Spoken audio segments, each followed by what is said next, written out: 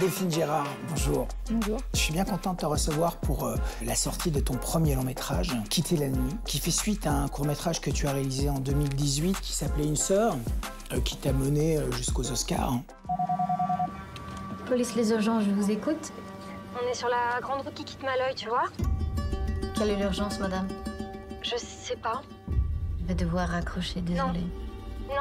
Non, s'il te plaît. C'est un film qui s'articule en 3 mouvements. Il y a une femme en danger qui appelle la police, il y a un homme qui est arrêté dans un 2e mouvement, et le 3e mouvement, c'est un travail autour de la justice et de la réparation. Ce film et le cours avant étaient basés sur un vrai appel que j'ai entendu, dans lequel une femme en voiture faisait semblant d'appeler sa sœur pour en fait joindre les secours.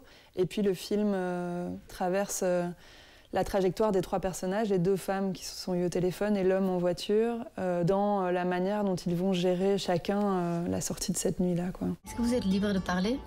Non. Vous êtes en danger? Oui. Vous n'avez aucune idée de l'endroit où vous allez, hein? Je sais pas. Et le monsieur, il a bu? Ouais. Ok, restez avec moi. On va envoyer quelqu'un. Est-ce que tu avais l'idée, lorsque tu as fait le court-métrage, d'un long-métrage à venir, ou alors est-ce que c'est le court-métrage qui a mûri en toi comme une extension? J'avais pas le projet de faire un long quand j'ai fait le cours. Pour moi, c'était un objet de 15 minutes en thriller, en temps réel, et ça allait s'arrêter là. Faut que j'appelle ma sœur. Quand on a présenté le film, j'ai commencé à pressentir qu'il y avait quelque chose qui n'était pas complètement terminé pour moi avec cette histoire-là, et surtout par rapport au personnage qui restait dans ma tête. Oui, c'est moi. Je suis désolée, j'ai pas pu te rappeler plus tôt. On est sur la grande route qui quitte Malloy, tu vois? Ouais, je suis en retard, j'ai pas vu le temps passer. Ici, tu reprends en fait le court-métrage que tu retournes, d'ailleurs. À moitié. Ah, alors ça, j'aimerais que tu en parles un petit peu. Au départ, on voulait tout retourner, parce que voilà, ça me semblait logique, on recrée une page C'est blanche. pas l'horreur, ça, de C'est l'horreur. retourner son propre court-métrage? Oui, mais après, on se disait, on veut faire un autre choix de caméra, on veut faire d'autres choix de décor, donc ça semblait un truc logique de retourner. La décision qu'on a prise, c'est de se dire, en fait, ce qu'il y a dans la voiture qui est assez sombre, avec les personnages qui sont quand même plutôt 3/4 d'eau, ne doit pas être retourné, et la partie call center va être retournée parce qu'on veut changer le décor, on veut pouvoir agir sur les costumes différemment, voilà, parce qu'on avait d'autres ambitions. C'est quoi l'urgence?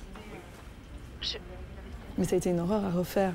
Expliquez-moi la situation, s'il vous plaît. C'était vraiment pas chouette, parce qu'on était hantés par le fantôme de ce qu'on avait déjà réussi. C'était compliqué. On avait l'impression que de toute façon, on n'allait pas refaire les mêmes endroits où ça marchait bien, il fallait réinventer. Si vous êtes sur la route à laquelle on pense, vous devriez commencer à voir des éoliennes. Non. Des éoliennes sur votre gauche. Non, mais peut-être c'est moi. Je ne vois pas d'éoliennes. Tous tes personnages sont à l'épreuve d'eux-mêmes, c'est-à-dire comment ils vivent avec ce qu'ils ont traversé, tous, les trois points de vue. Si je regarde Dari, par exemple, je me dis, en fait, une fois que je l'écris, je comprends l'ampleur du désastre, en fait. Le personnage interprété par Guillaume Duez. En fait, la question qui m'intéressait le plus avec lui, c'était de me dire, mais comment il se raconte ce qu'il a fait, est-ce qu'il le voit, et comment il se raconte la violence dont il a fait preuve. Et dans des discussions que j'ai eues avec des psys, des avocats, etc., ce qui m'expliquait, c'est que on peut parler de l'amnésie traumatique pour les victimes, mais le cerveau, il trie les informations selon ce qui est supportable, en fait, toujours, pour tout le monde. Et donc, on peut avoir agi quelque chose de terrible, et le cerveau, c'est pas qu'il l'efface, mais il le met un tout petit peu sur le côté, et il fait que le focus va sur les circonstances, ce que nous, on se sentait mal à ce moment-là, et pas sur l'action. Et donc, je trouvais que ça avait de l'importance de raconter ça parce qu'on est à un moment où il y a beaucoup de discussions autour de ça, mais où on continue à avoir de la difficulté à se dire le gars peut être très chouette et commettre quelque chose de terrible, en fait. Qu'est-ce que tu veux faire? Qu'est-ce que tu veux que je fasse? C'est arrivé. Est-ce que vous voulez nous dire quelque chose en préambule sur ces charges qui sont graves? J'ai rien fait. C'est quoi ça? Putain, qu'est-ce que t'as fait? Rien. Qu'est-ce que t'as fait, putain? Un des points importants de ton film, qui est la sororité, on voit bien que le personnage de Verl Battens, il y a un mystère autour de son passé, il y a un regard, il y a une attention, il y a une vraie empathie. Petit à petit, j'ai commencé à comprendre en fait, que ça m'intéressait de raconter un personnage qui fait partie de l'institution, mais qui se sent concerné à un autre niveau et qui refuse de s'en tenir à son rôle comme il est censé être. Elle a senti, elle sait que c'est vrai, elle ne demande pas de justification, de preuve, de quoi que ce soit. Et après, pour moi, en fait, je sais pas si la sororité, c'est une réparation Je ne sais pas si ça répond à tout, mais en tout cas, au moins, ça permet de rester vivant, en fait, et de ne pas être complètement terrassé. Donne-moi le téléphone. C'est ma soeur, elle demande toujours. Je suis normale. Tais-toi, je te dis tais-toi. Donne-moi le téléphone, donne-moi. On n'aurait pas dû monter dans cette voiture. Le film a fait beaucoup de festivals, il sort bientôt. J'imagine que c'est un soulagement pour toi, c'est la fin, c'est autre chose maintenant, un nouvel horizon. Ouais, je suis contente. Tu quittes la nuit aussi? Je quitte la nuit aussi. J'ai un peu la frousse, mais je suis contente. Je suis contente de... Je l'ai fait, voilà. Je peux passer à autre chose. Eh ben, je te remercie beaucoup, Delphine. C'était un plaisir. Bonne merde. Je prends. Bonne merde au film. Je prends. Et que tout se passe bien. Merci. Salut. Vaillant chevalier, princesse des cœurs, prince de la mode ou princesse de la jungle, cette semaine dans les salles, les stars s'ennoblissent pour mieux sauver le monde. Les temps sont proches. Sire, vous voici enfin parmi nous. Ne tardons pas. Nous livrons bataille pour la cause dont vous êtes la souveraine. Ici, sur la Terre. Vous avez pas vu un ovni? Un quoi? Un ovni. Les humains sont attachants. C'est pour cela que nous allons envahir la Terre tout entière. Le prince des ténèbres doit être enlevé de la surface de la Terre. Celui qui touche à mon Freddy, il y a 2 pieds à sa gueule.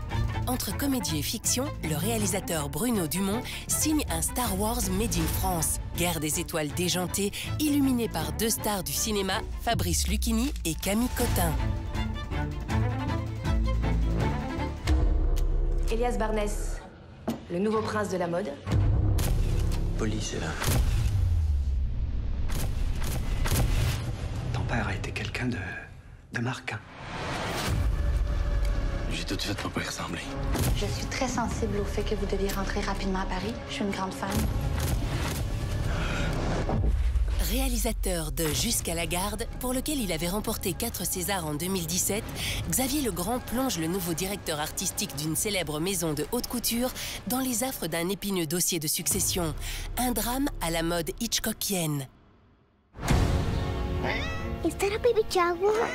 I'm going to call you Hope. I'm always going to protect you. Hope? What is that? Oh, that's nothing. Dear Doc, the situation is getting worse by the day. There's only one jaguar left and its days are numbered. We have to go save Hope! We left the jungle 8 years ago. We're not going anywhere. Quand une jeune New-Yorkaise tente de sauver le dernier jaguar d'Amazonie. Après Le Loup et le Lion, le documentariste Gilles Demestre signe cette fois un conte écologique optimiste et touchant qui plongera tous les fans de faune et de flore sauvages dans un état de contemplation inégalé.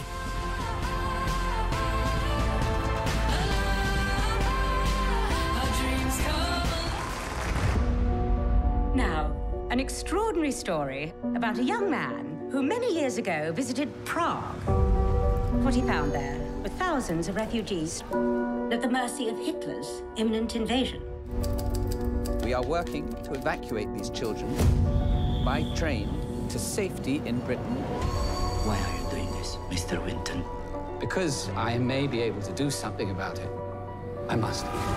86 ans, 107 films, 2 Oscars. L'immense Anthony Hopkins revient dans un drame poignant tiré d'une histoire vraie, celle de Sir Nicholas Winton, qui a sauvé des centaines d'enfants juifs de la Shoah. Un Schindler méconnu dont la bravoure fut révélée en 1988 grâce à une émission de la BBC. Pour la 43e fois, le festival Anima met la place Flagey en orbite du 23 février au 3 mars.